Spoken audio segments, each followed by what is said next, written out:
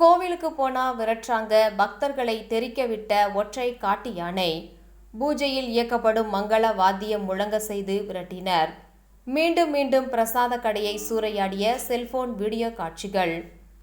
கோவை மேற்கு தொடர்ச்சி மலையில் பல்வேறு வனவிலங்குகள் வாழ்ந்து வருகின்றன.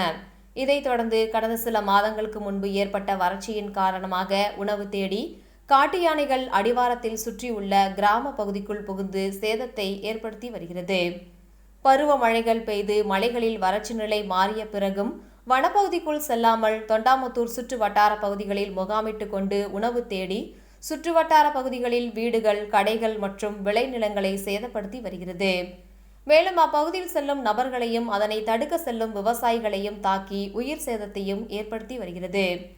இந்நிலையில் கடந்த சில மாதங்களாகவே தொடர்ந்து ஒற்றை காட்டு யானை வெள்ளங்கிரி மலை அடிவாரத்தில் அமைந்துள்ள பூண்டி வெள்ளங்கிரி ஆண்டவர் கோவிலில் நேற்று முன்தினம் பல்வேறு இடங்களிலிருந்து பக்தர்கள் வருகை தந்திருந்தனர். அப்பொழுது கோவிலில் சாமி தரிசனம் செய்து கொண்டிருந்த போது திடீர் என அங்கு வந்த ஒற்றை காட்டு யானையை கண்டு அலறிய பக்தர்கள் உடனடியாக அங்கு பூஜைக்கு இயக்கப்படும் மங்கள வாத்தியம் முழங்க செய்து யானையை விரட்டினர். மேலும் அங்கிருந்து வெளியேறிய காட்டு யானை அருகிலிருந்த பிரசாத கடைக்கு சென்று கடையில் பக்தர்களுக்கு வைத்திருந்த பிரசாதங்களை தின்று சூறையாடியது. இந்த செல்போன் காட்சிகள் தற்போது சமூக வலைதளங்களில் வைரலாகி வருகின்றது. மீண்டும் மீண்டும் அங்கு வரும் ஒற்றை காட்டு யானை அங்குள்ள கடைகளை சூறையாடி செல்வது வழக்கமாக கொண்டுள்ளது.